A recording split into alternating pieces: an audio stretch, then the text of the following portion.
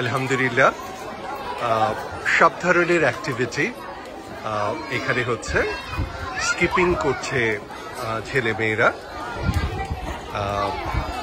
এটি হলো ধানমন্ডি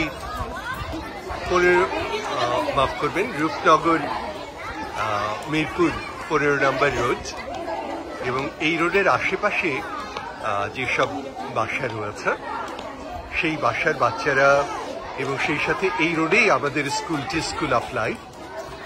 সুতরাং আমাদের বাচ্চারা এবং এই রোডের যেসব বাচ্চারা রয়েছে তারাও নেমে এসেছে।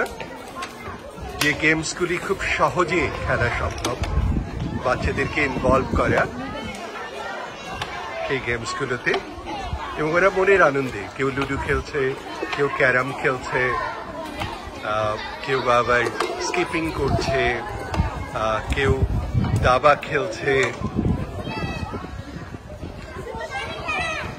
এটি দ্বিতীয় দিনের মতো আমরা প্রতি শনিবার বাচ্চাদের জন্য এই আয়োজনটা করে থাকি। WBB ট্রাস্ট এবং স্কুল অফ লাইফ যৌথভাবে এই সবাইকে খেলাধুলায় ইনভলভ করা, বাচ্চাদের যে মৌলিক অধিকার খেলাধুলা, সেই ব্যাপারটি এনশিওর করার জন্য আমাদের এই আয়োজন।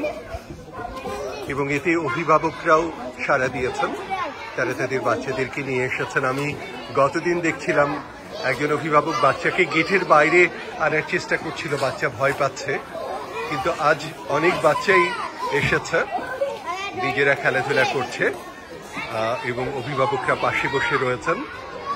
আমরা এই 15 নম্বর রোডে এটি চালু করার পর আমরা ইনভলভমেন্টটা যখন বুঝতে পারবো যে ইনভলভমেন্টটা প্রপারলি হয়েছে, তখন আমরা অন্যান্য রোডগুলিতে, এই রূপনগরের অন্যান্য রোডগুলিতে আমরা এই আয়োজন করতে পারবো।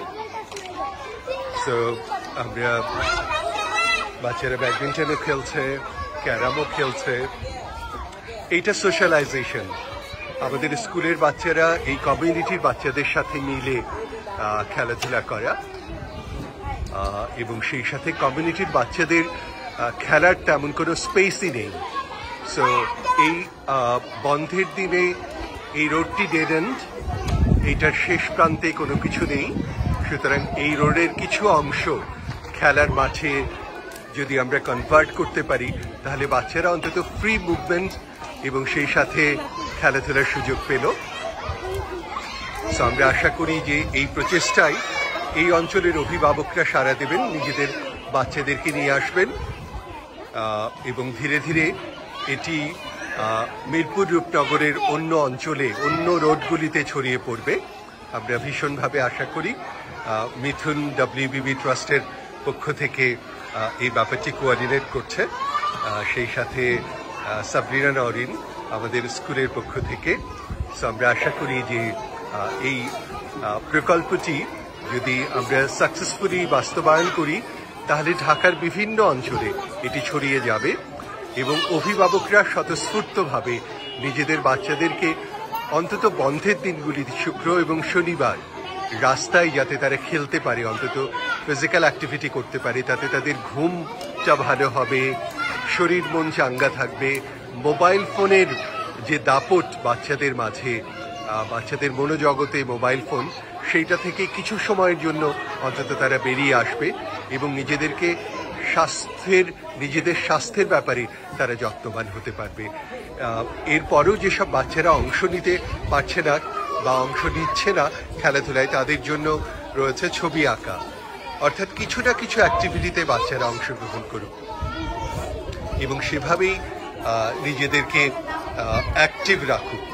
এবং আমি দৃঢ়ভাবে বিশ্বাস করি যে সুস্থভাবে চিন্তা করা, ভাবনা করা বা পরিকল্পনার জন্য সুস্থ থাকাটা অত্যন্ত জরুরি।